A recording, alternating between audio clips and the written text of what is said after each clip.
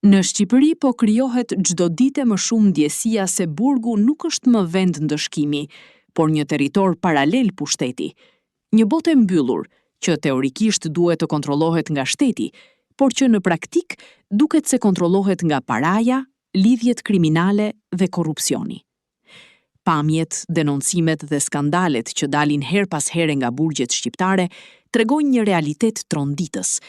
Njerëz të botës së krimit, të dënuar për trafik droge, vrasje apo organizata kriminale, vazhdojnë të bëjnë jetë luksi edhe pas hekurave. Telefona, festa, privilegje, takime të dyshimta, hyrje-dalje të personave të paautorizuar, madje edhe vajza të njohura të showbizit që përfliten në ambientet e burgjeve. Dhe pyetja është e frikshme. Kush i lejon?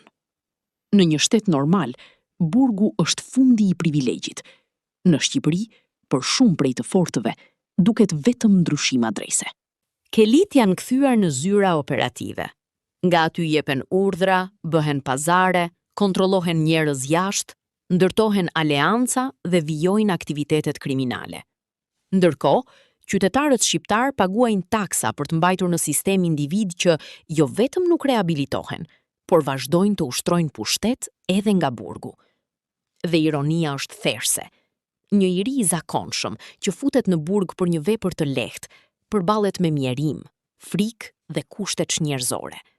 Ndërsa vipat e krimit sigurojnë komoditet, ndikim dhe trajtim preferencial. Dy botë paralele brenda të njëjtit institucion. Kjo nuk është më vetëm çështje burgu, është krizë e shtetit. Sepse kur ligji nuk funksionon as aty ku shteti duhet të ketë kontroll absolut, atëherë ku funksionon? Kur njerëz të dënuar arrin të blejnë privilegje, të komandojnë nga qelit dhe të sfidojnë autoritetin, mesazhi që jepet shoqërisë është i tmerrshëm. Drejtësia ka çmim.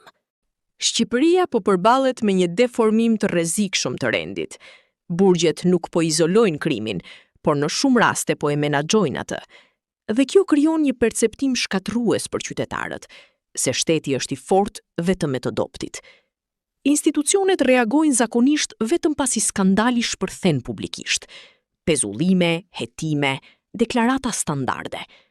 Por problemi nuk është një roje, një drejtor, apo një episodi izoluar.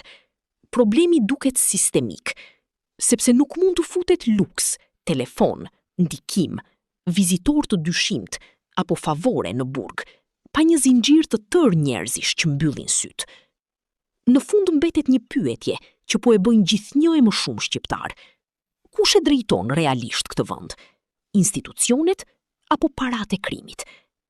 Dhe derisa burgjet të vazhdojnë të funksionojnë si hotele për bosët e krimit, ndërsa qytetarët e zakonshëm humbin besimin te drejtësia, Shqipëria do të vazhdojë të jetojë mes dy realiteteve.